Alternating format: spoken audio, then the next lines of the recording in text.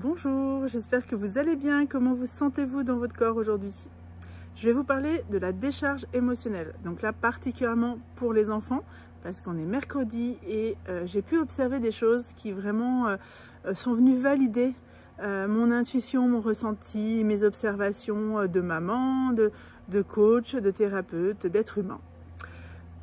Aujourd'hui, on est dans une super démarche où on communique de plus en plus autour des émotions, autour de communiquer et développer la conscience chez les enfants des émotions. Et ça, c'est génial.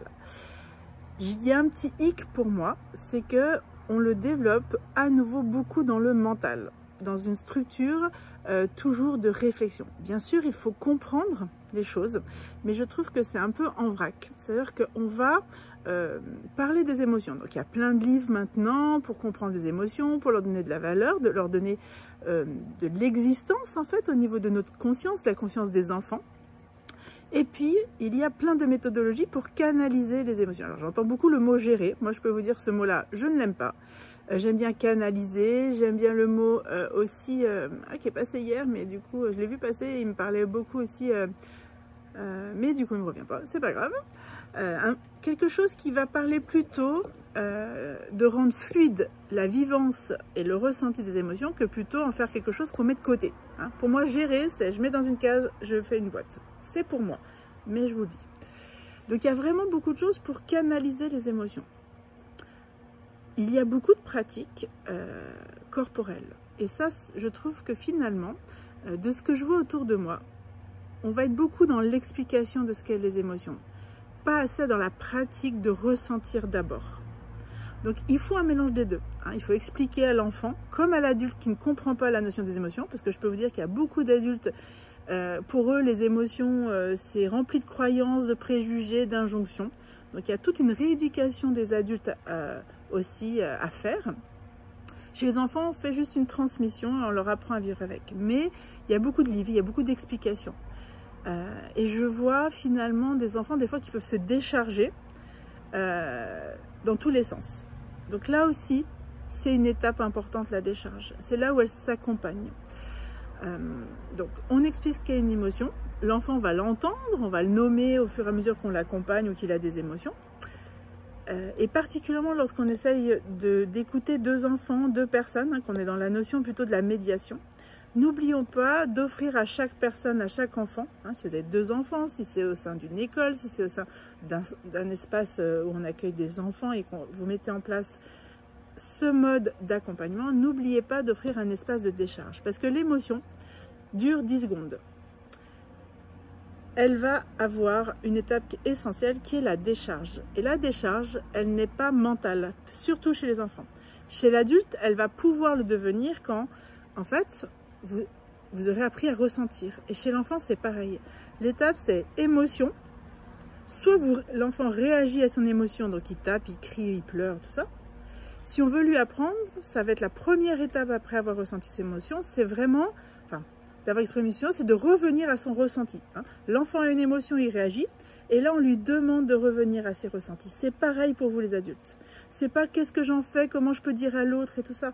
Lorsqu'on est dans un conflit entre adultes, qu'il y a beaucoup d'émotions. Donc conflit, c'est pas crier spécialement, hein, c'est qu'il y a des émotions qui s'expriment. Ça peut être des pleurs, ça peut être de la peur, ça peut être quelqu'un qui s'en va. C'est on invite chacun à d'abord revenir à son corps et à écouter ce qui se passe. Ça, c'est la première étape.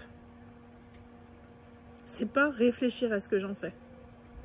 La réflexion, elle vient après les ressentis. En communication non violente, c'est j'observe la situation. Donc là, c'est l'événement qui se passe. Qu'est-ce que ça fait dans mon corps? Quelle émotion je ressens? Donc là, on l'aide d'abord à ressentir. J'ai mal au ventre, voilà. Ok, quelle émotion peut s'associer? Ben, ça peut être la tristesse, la peur. Donc là, les roues, tout le matériel peut servir. C'est à ce moment-là où le matériel sert. Mais que quand il y a eu l'étape de qu'est-ce qu'on ressent. Voilà. Parfois, l'enfant, il va avoir besoin de taper, de crier, de pleurer un moment avant de revenir à son ressenti. Hein? Ça s'appelle les crises, les caprices, tout ça, hein, tous les noms qu'on a donnés. C'est son étape de décharge. C'est que après, hein, ressenti, analyse, compréhension. N'oublions pas ça. Parce qu'aujourd'hui, c'est ce qu'on voit, c'est ce qu'on entend dans l'actualité. faut que les émotions se déchargent quelque part. Et quand on n'a jamais pris le temps d'écouter, d'accueillir, de ressentir l'inconfort qu'est une émotion, à un moment, elle va s'exprimer à l'extérieur. Par la colère, par la haine, par la destruction, par la violence, par la dépression, par la maladie, par plein de choses que le corps va chercher à utiliser pour se décharger de toutes ces expériences non déchargées. Donc j'espère que cette vidéo vous éclaire, vous apporte un angle de vue vraiment nouveau. Je trouve ça essentiel, vraiment, en plus avec tout ce qu'on voit en ce moment. Moi, je peux vous dire que j'observe au-delà des actualités beaucoup de violences verbales, psychiques, émotionnelles, physiques, parce que tout le monde est surchargé d'énergie émotionnelle. Et ça, si elle n'est pas libérée, elle ne se fait que par l'écoute, d'abord de ses ressentis, le mise en mouvement du corps s'il y a besoin.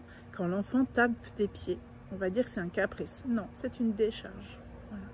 Donc c'est à vous de changer votre regard et vos préjugés sur les comportements des enfants et sur vos propres comportements.